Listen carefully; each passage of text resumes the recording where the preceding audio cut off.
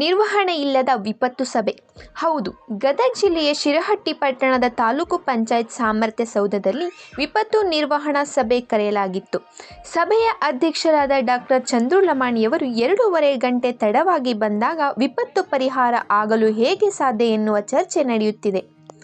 ವಿಪತ್ತು ನಿರ್ವಹಣಾ ಸಭೆ ಅಧಿಕಾರಿಗಳಿಗೆ ತಂದಿತ ಆಪತ್ತು ಸಭೆ ಎನ್ನುವ ಚರ್ಚೆ ಅಧಿಕಾರಿಗಳ ವಲಯದಲ್ಲಿ ಹರಿದಾಡಿದೆ.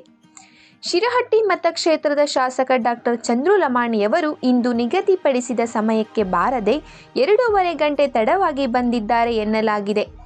ಅಧಿಕಾರಿ ವರ್ಗದವರು ಇವತ್ತು ರವಿವಾರ ಇದ್ದರೂ ಸಹ ನಾವು ಬಂದಿದ್ದೇವೆ, ಶಾಸಕರೇ ಬಂದಿಲ್ಲ, ಅವರು ಈ ಮೊದಲು ಸರ್ಕಾರಿ ನೌಕರರಾಗಿದ್ದರು ಎನ್ನುವ ಪರಿಜ್ಞಾನ ಇದ್ದರೆ ಸಾಕು ಎನ್ನುವ ಮಾತುಗಳು ನೌಕರರಲ್ಲಿ ಕೇಳಿ ಬಂದವು.